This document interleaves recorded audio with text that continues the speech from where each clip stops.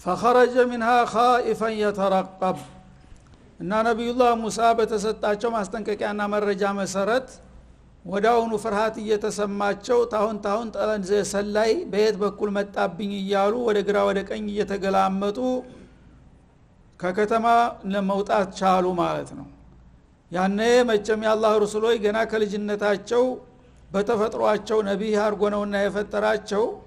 እንደ አይነት አቅም በላይ የሆነ ውጥንቅጥና ጭንቅ ሲመጣ ከአላህ በስተቀር ማንም እንደማያድን ያቃሉና ዱዓ አደረጉ ወደ ጌታቸው ማለት ነው። ፈፊሩ ኢላላህ ባለው መሰረት ረቢ ነጅኒ ሚን አልቀውም الظالمين አሉ። ጌታዬ ሆይ ከነዚህ ግፈኞችና ጨፍጫፊ ከሆኑ ህዝቦች ተንኮል አንተ ገላግለኝና አዲነኝ። እንግዲህ እኔ ወዴት ነው የምሄደው? ቀን ጨለመባቸው። ምክንያቱም ተቤተ መንግስት ወጥተው አያውቁም።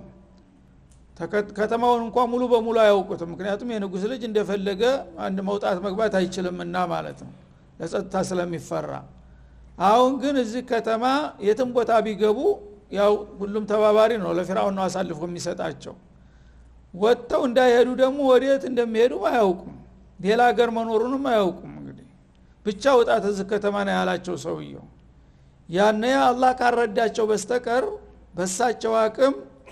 የማምለጡ ስራ እንደማይሳካላቸው ስለገባቸው በአስቸኳይ እሳቸው ደግሞ ወደ ጌታቸው አቤታቸውን በማቅረብ ረቢ ነጅኒ ሚነል ቀውም الظالمين ከነዚህ ከበደለኞች ሰዎች ጥቃት አንተ አድነኝና ገላግለኝ በማለት ጌታቸውን ተማጸኑና በሱ ላይ ተመክተው ሰበቡን ለማድረስ ተንቀሳቀሱ ማለት ነው። እና ዛሊሚን አሉ። እሳቸው ሙኽጢእ ናቸው እንጂ ዛሊም አይደሉም። ሰው ገላለሁ ብለው አይደለም፣ የተጣላ ሰው ለማስታረቅ ለመገላገል ጣልቃ ገቡ። ያኔ ጣልቃ የገባ ሰው በሽምግልና ይመታል፣ አብሮም ችግር ይደርስበታል፣ የታወቀ ጉዳይ ነው። ግን ሽማግሌ ሰው ገላለሁ ብሎ አይነሳም መጀመሪያው ነው። ስለዚህ ሳያስቡት የመጣባቸው ችግር እንጂ ወንጀል ሊሰሩ እንዳልፈለጉ ያም ሰውዬ ጋራ ግጭት የላቸውም። ያ ራሳቸውን በሪእ መሆናቸውን ይሰማቸዋል ማለት ነው። ግን በአጋጣሚ ሰውየው ሞቷል። እነዛ ግን ነፊራውን ደም ጠናሽ ናቸው። በየቀኑ ደም ካላዩ እንዳውም እንደሱስ ሆኖባቸዋል። ሰው ወንጀል ይኖረውም አይኖረውም በየቀኑ ሰው መገደል አለበት። እና የለየላቸው ወንጀለኞች ናቸውና ከነዚህ ግፈኞች ሰዎች ተንኮልና ጥቃት አንተ አድነኝና ገላግለኝ በማለት ጌታቸውን እየተማጸኑ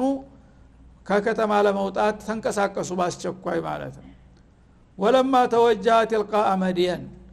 ከግብጽ ሀገር ከተማ ወጡና ወደ መድየን ወደ ጎረቤት ሀገር አቅጣጫ በሚወጡበት ጊዜ በሚያመሩበት ጊዜ ማለት ነው። መድየን ማለት ዛሬ ሲና የሚባለው ቦታ ነው፣ የግብጽ ግዛት ነው። አሁን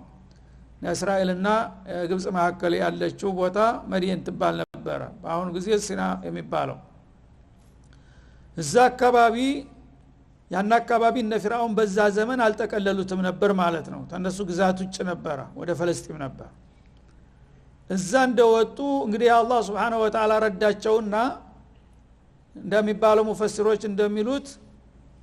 በመላእክታውን በሰው ምስል በፈረስ አድርጎ ባስቸኳይ ላከላቸው ነው የሚባለው። እናሱ ልክ ወደ እሳቸው የሚሄዱበት ሀገር የሚሄድ መንገደኛ መስሎ መንገድ ላይ ያገኛቸው። ሰውየው ወደ ተዳለ ሲሉት ወደ ገሌ ሀገር ወደ መድየን አላቸው።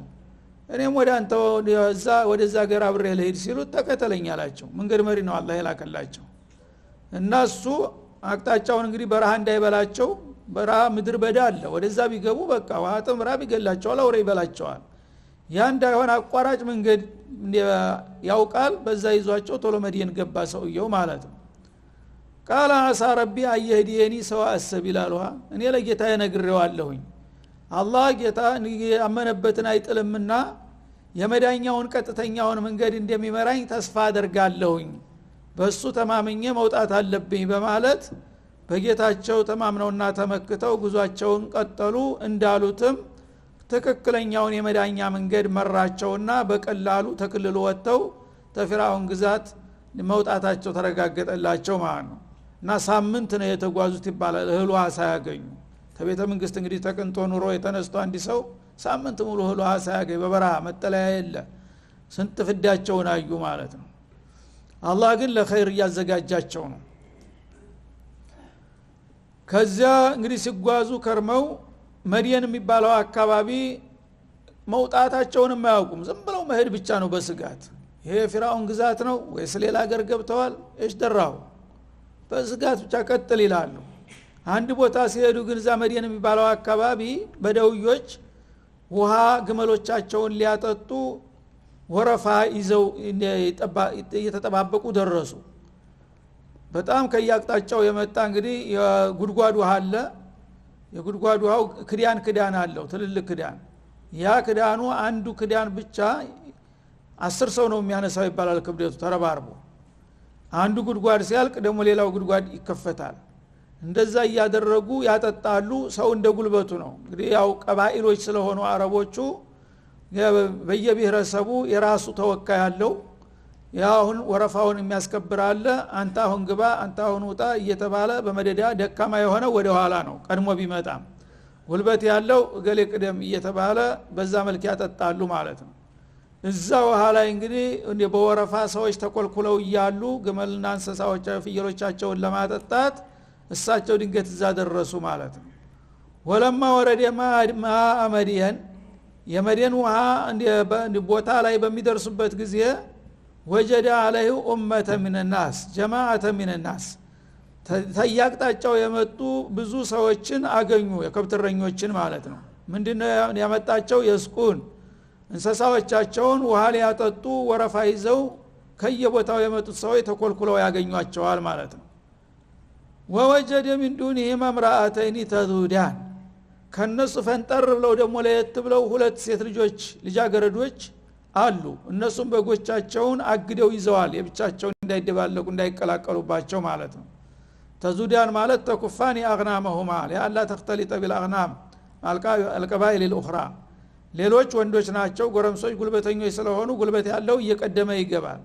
እነዚህ ሴቶች ናቸው ምስኪኖች አቅማቸውን አውቀው በቃ መጨረሻ ላይ ጠብቀው ሁሉም አጠጡ ሲሄር ነው የሚያጠጡት ማለት ነው በመሐከል መግባት አይችሉም እንደገና የትልቅ ሰው የሷሊህ ልጆች ናቸው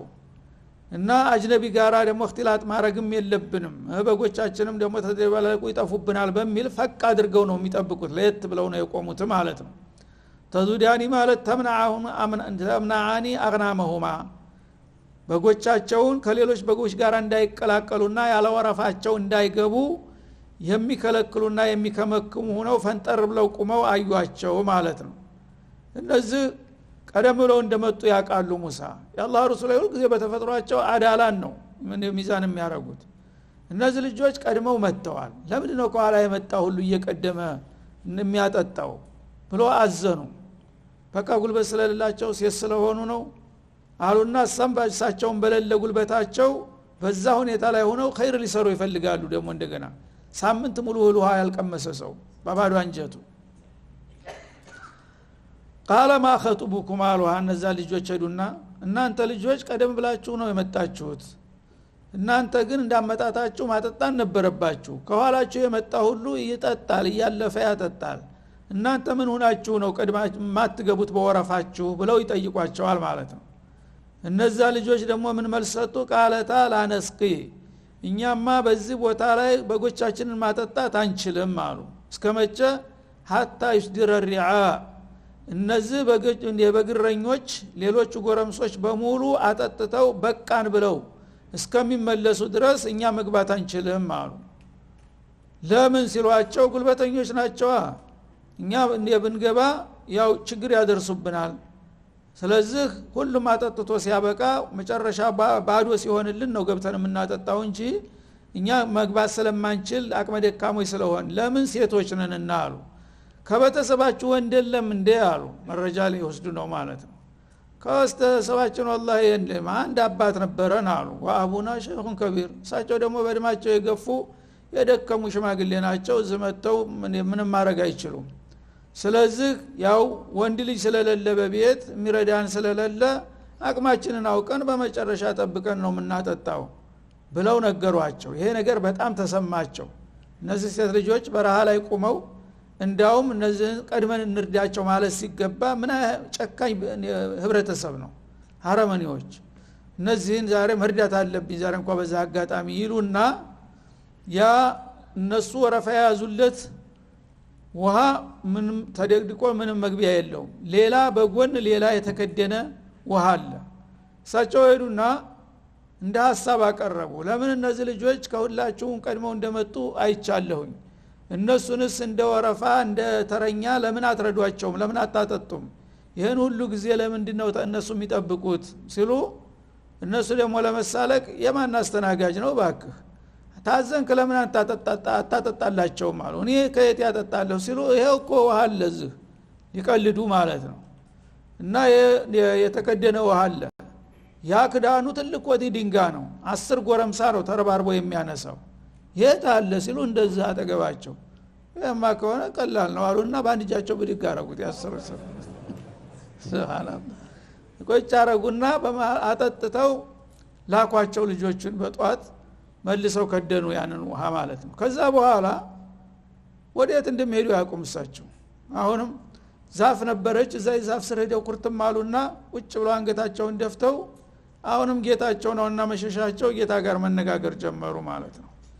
ፈሰቃለውማ ለነዛ ለሁለት ሴት ልጆች በጎቻቸውን ካጠጡላቸው በኋላ ثم تولى الى الذل ስራቸውን ጨረሱ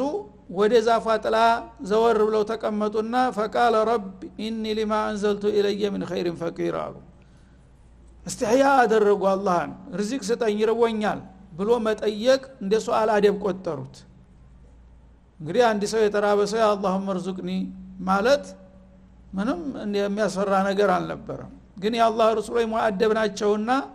ሳምንት ሙሉ ውሃ ያልቀመሱ ሰውዬ እንዴት ለሆዲ አስበህ ምበላው ስጠይ ብለህ ጠየቀኝ ብሎ ይታዘበኛል ብለው ባሽሙር ነው የሚናገሩት በቀጥታ ሳይሆን ማለት ነው ምናሉ ረቢ ኢኒ ሊማ አንዘልተ ኢለየ ሚን ኸይሪን ፈቂር በዛሬው ዕለት አንድ ኸይር ነገር ለኔ ልታወርድልኝ ፈልገህ ከሆነ ተማንኛውም ጊዜ የበለጠ ያን የምትሰጠኝን ሀዲያ የምፈልግበት ቀን ላይ ነው ያለው ዛሬ አሉ እንግዲህ ምናልባት ርዝቅ ያልቆ ጨርሰው ከሆነ ቁርጡን ንገረኝ ካለኝ ግን ከዛሬ የበለጠ ምግብ ያስፈልገበት ጊዜ የለም አሉ ያው አሁን የምታረገውን አድርገኝ ማለታቸው ነው ሊማ አንዘልተ ኢለየ ሊማ ትዕጢኒ ወተርዙቁኒ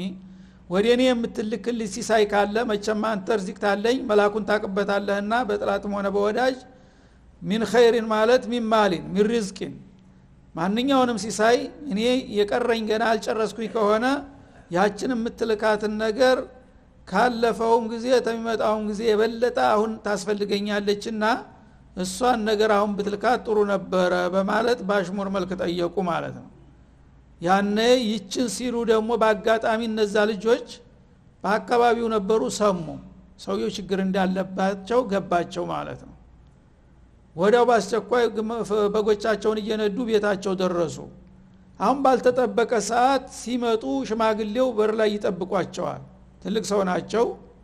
ሙፈስሮቹ እንደሚሉት ነብዩ ሹዓይብ ናቸው ነው የሚሉት አንዳንዶቹ ስማቸውን አላህ አልጠራም ረጁለን ሷሊህ ነው የተባሉት ሹዓይብም ይሁኑ ማንኛውም ሰው ብቻ አላህ ጥሩ ሰው ላይ ሊጥላቸው ነው አሁን ያለ ወቅቱ ሲመጡ ሲያው ሽማግሌው ልጅ ዛሬ ሳታጠጡ መጣችሁ እንደምን ነው አሏቸው አረ ዛሬማ ቀንቶን በጧት አጠጥተን መጣን እንጂ አሉ እንዴት እነዛ ሰው ዛሬ እንድትራሩላችሁ ሲሉ ምን ይራላሉ እነሱ የማናቀው አንድ ሰው ሀገር ሰው አገኘና ችግሩን ስንነግረው እኔ አጠጣላችኋለሁ ብሎ ያንን የተዘጋውን ውሃ ከፍቶ አጠጣልን እሱ ብቻው እንዴት ከፈተው በአንድ እጁ ነው እንጥልጥል አድርጎ የጣለው አሉ አረ ማመናቃታቸው እንዴት እንዲህ ይሆናል እርግጠኛ ነን ወዴት ሄደ አሉ እዛው ነው በቃ ዛፉ ስር ቁጭ ብሎ ያነበንድብ ነበር የሆነች ነገር ይጸልያል አሉ ቶሎ ሂጅ አሏት አንዷን ባስቸኳይ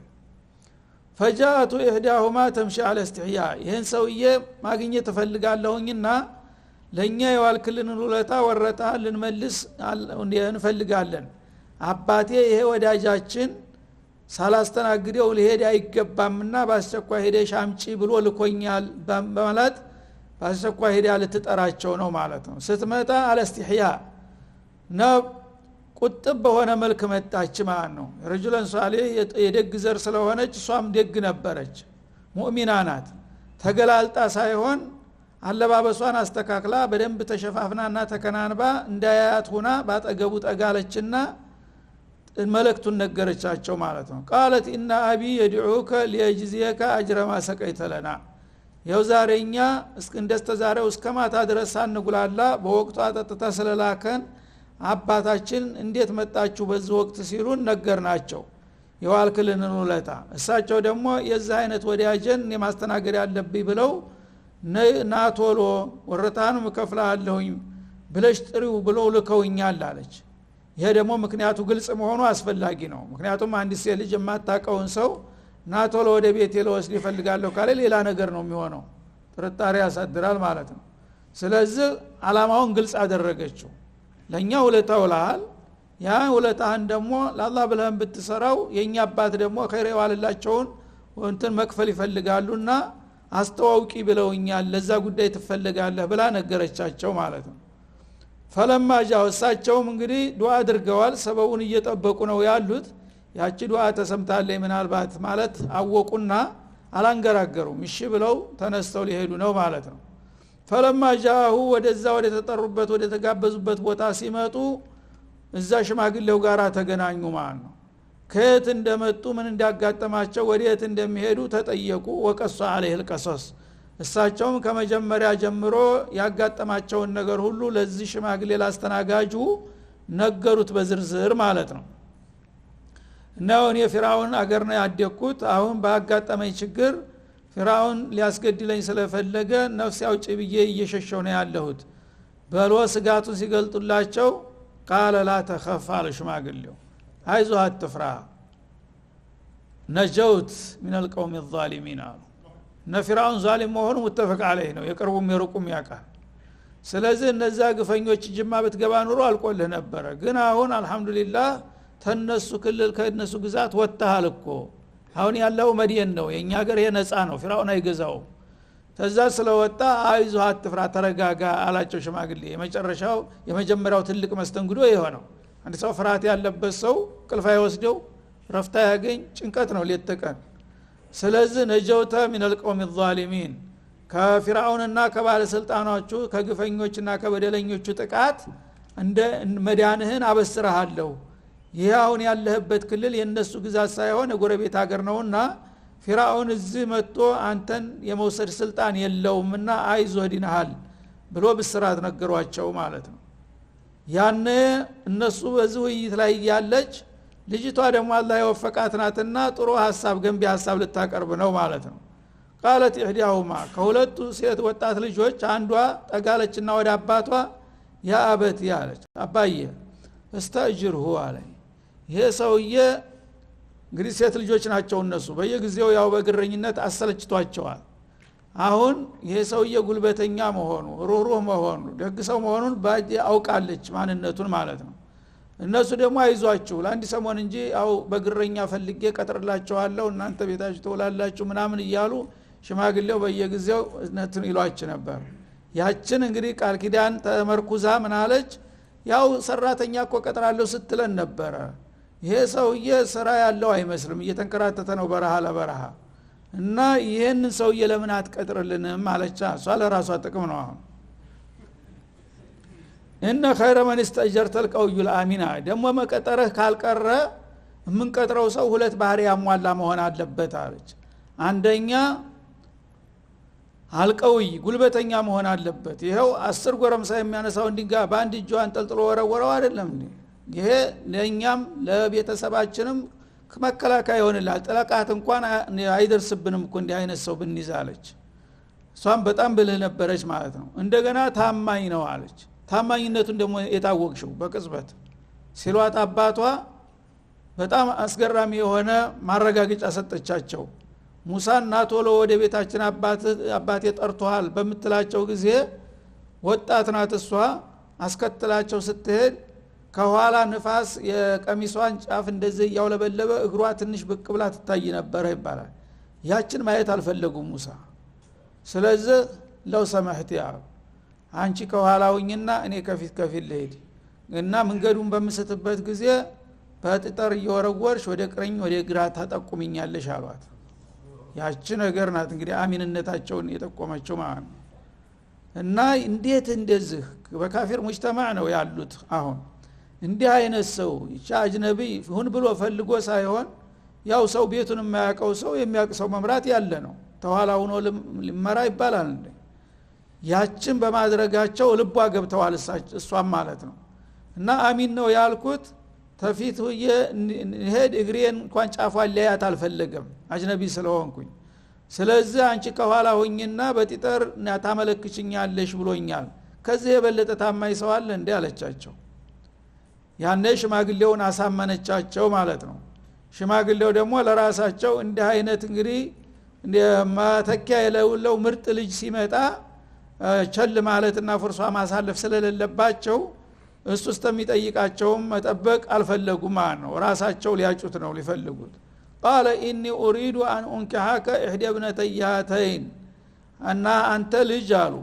ይሄው እንግዲህ እንደነገርከኝ አንተ ታገረህም ችግር አጋጥሞ ነው የመጣው አሁንም ወዴት እንደምትሄድ አታውቅም የኔ ልጅ ብትሆንኝ አሉት እና ብንተባበር እኔም እፈልጋለሁ ያንተ ልጅ አንተም ደግሞ ያው ወዴት ክፉም ሊያጋጥምህ ስለሚችል ስትንከራተት እዚህን የጋራ ተስማምተን የኔ ሰራተኛ ብትሆን ምን ይመስልሃል በማለት ሐሳብ አቀረቡለት ማለት ነው ዝም ብሎ በግረኛ በሳንቲም የተቀጠረ ሳይሆን ደግሞ ክብር ባለው መልኩ የቤተሰብ አባል አደርጋለሁ አንዷ ልጅ እንድርልሃለሁ ብለው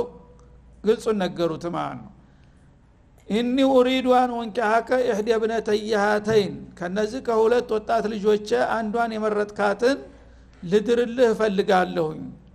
ምን ይመስላል ሐሳብ አሉት አላ አንተ ጁረኒ 8 ህጀጅ አንዲ ሰው አግባ በሚባልበት ጊዜ ጋብቻ የሚያስከትለውን ጣጣ ያቃል አይደል እኔ ለራሴ ማራሪ ዲሃ የትልግባ ይያልኩኝ ሻሪዕ ላይ ያደርኩኝ ስለ ትዳር ያወራል ለሽማግሌው ደግሞ ምን ሊሉ ነው ያ እንዳይሉ አመቻቸላቸው ማለት ነው እና ታንተ ምንም ነገር የሚከፈል ነገር አልጠብቅም ግን ታንተ የሚፈለግ ነገር አለ ለኔ የሚጠቅመኝ ነገር አሉ ምንድነው እሱ አላ አንተ ጁረኒ 8 ህጀጅ ይችን ቆንጆ ውብ የሆነች ልጅን ሰጣለሁኝ መህሯ 8 አመት እኔ ጋራ በጉልበት ታገለግለኝ አሉ አው ይሄን ያህል ሽብር ክፈል አትባለም 8 አመት ሚስትህን ይዘህ የኔ የቤተሰብ አባል ሆነህ የበላህ እየጠጣህ እነዚህን በጎችን ብቻ ታግድልኛለህ 8 አመት ኮንትራትን ስጨርስ በፍቃዲ መቀጠል ከፈለክ ትቀጥላለህ ካልሆነ ኮንትራትን ጨርሰሃል ሚስትህን ይዘህ መሄድ ትችላለህ በዚህ ብንስማማ የሚል ሐሳብ አቀረቡ ሽማግሌው እና 8 ህጀጅ ማለት 8 አዕዋም ማለት ነው ህጀጅ የህጃ ጀምዕ ነውና አመት ማለት ነው ፈይን አትመምተ 10 فمن عندك ይሄን ሐሳብ በሚያቀርቡለት ጊዜ ግንባሩ ፈታ ሲላየው አንዳንድ ብልጥ ሰው ያቃል ከግንባር ያነባል ስሜቱን አይደለም እና ይችን 8 አመት ኮንትራት ብታገለግለኝና በዚህ ተስማምተን ብድርስ ሲሉት እንዲህ አይነት እድል ተተገኘ የሚል ስሜት ሙሳ ግንባር ላይ ታየ ማለት ነው እንደገና ነደማቸው ሰው ጉልበታ ይጠገም አይደል አይ አሳንሻታለሁ ሰውየው መስማማቱ ነው አሉና ተዳሩክ ሊሞም መመረቂያ ሊያመጡ ነው ማለት ነው ፈይናት ወንታ 10 فمن عندك እንዲያው ያፎለምታ እንደሚባለው 8 አልኩኝ እንጂ ሸኩል 10 ብታረጋት ጥሩ ነው 10 ብታረጋት እንግዲህ መጀመሪያ ቃል ገብቻለሁ መቼም አሁን አላፈርስም ግን አንተ በመልካም ፍቃዲ ከሆነ 8 የተባለችውን ቁጥር ወደ 10 ብታሳድጋት فمن عندك ያንተ ምርጫ ነው ይሄ አላስገድድህም አለበለዛ ያው መጀመሪያ ያልከውን ታልከም ምን ችግር የለም አሉ ማለት ነው وما اريد ان اشق عليك ባንተ ላይ ያለ ፍቃድህ ልጫንህ አልፈልግም ግድ 10 አመት ካልሞላህ ብዬ አላስገድድህም መጀመሪያውኑ አፌ የገባው 8 ነው 8ቱን ያው ተስማምተናል ማለት ነው ከዛ በኋላ 2 ተጨመርክበት እኔ መመርቀሃለሁኝ ካልሆነም ደግሞ በዛው በ8ቱ እንስማማ አሉ ሰተጅዱኒ ኢንሻአላሁ ሚነ ሷሊሂን ያኔ ሙሳ ያው ጠንቀ ያላህ ነብዩ ጥንቁቆች ናቸው ሰውየው እስካሁን ጥሩ ሰው ናቸው አነጋገራቸው ማለት ነው አሁን ግን የቃል መጋጨት ትንሽ አዩባቸው በቅጽበት አሁን 8 አመት ብሎ እንደገና አሁኑ ደግሞ 10 ሙላው የሚል ሰውዬ ነገ ደግሞ 20 ሙላው ቢለኝ ምን ሊሆን ነው አሉና ስጋት ተሰማቸው ማለት ነው እና እሳቸው ሊቀበሉት ነው ማለት ነው ግን ቢሸርጥ ሱብሃንአላህ ሰው ልጅ እንግዲህ ሸሪፍ የሆነ ሰው ክብሩን ይጠብቃል ሁልጊዜም ምንም የላቸው አማራጭ የላቸው 20 አመትስ ቢላቸው ምን ማድረግ ይቻል ነበር ግን እሳቸውም ዛሬ ስትፈልግ 8 ደግሞ አሁኑ 10 እያልክ በየጊዜው ታጉላላኝ አይገባምና ገደብ ሊደረግበት ይገባል አሉ ማለት ነው ወማ ኡሪዱ አን አሹቅ አለይክ እሱም ደግሞ አላስገድድህም አላቸውና ሰተጅዱኒ ኢንሻአላህ ሚነ ሷሊሒን አይዞህ አሁን 8 ብየት ያበቃ እንደገና 2 ጨምር ማለት ቃሌን የማጠፍ ጉዳይ አይደለም ይሄ የማጎናባጅ አርገህ እንዳትወስደው እኔ ኢንሻአላህ ከደጎቹ ሰዎች ሆነ እንድትምደምት ጥሩ አባት ሆኜ ነው የምታገኘኝ አላስቀይምህን አንተን የሚጎዳ ነገር አልሰራም እርግጠኛ ነኝ ብዬ መደንፋት አያስፈልግም ወደፊት በህደት በተግባር ከደጋጎቹ ሰዎች ሁኜ እንደምታገኘኝና እንደምትረካ ተስፋ አደርጋለሁ አሉ ራሳቸውን ማወደስ እንዳይሆንባቸው ማለት ነው ያኔ ሙሳ ምን አሉ ቃለ ذلك بيني وبينك እንግዲህ እኔ አማራጭ የለኝም እና ይሄ ያልከው ነገር በእኔና ባንተ መካከል የጸደቀ ነው ተቀብየዋለሁ አሉ هذا ይሄን ተተቀበሉ በኋላ በመሰረተ ሐሳብ አየመል አጀለይን ቀضይት ያቺ ተጨማሪ ነገር ግን እየከነከነቻቸው ነው አሁን ከሁለቱ ግዚያቶች መጀመሪያ 8 ነበር የተባለው አሁን ደግሞ ወደ 10 እየዘለቀ ነው ያለውና ሐሳብ ነው ያቀረብኩት አላስገድድህም ብለኛል ጥሩ ነው ከሁለቱ ግዚያቶች የተሻለውን አንዱን እንግዲህ ወደፊት እሞላዋለሁ አሁን እርግጠኛ ሆኜ ሁለተኛውን አላጸድቅም አሉ የመጀመሪያውን ተስማምቼበታለሁ 8 የሚለውን 8 ከደረስኩ በኋላ ደግሞ አስብበታለሁ በይዘት ያየን ከተመቻቸን ይሆናል ካልሆነ ደግሞ ያው የመጀመሪያው ኮንትራት ጨርሼ ሄዳለሁ ማለታቸው ተሁለቱ ቀጠሮዎች አንዱን ታሟላሁኝ ቀضይት ማለት አትመምት ማለት ነው ፈላ ዑድዋና አለይ እንደገና 8 ከሞላ በኋላ ላ 10 መሙላት አለበት ብለህ ልታስገድደኝና ጫና ልታረግ አይገባም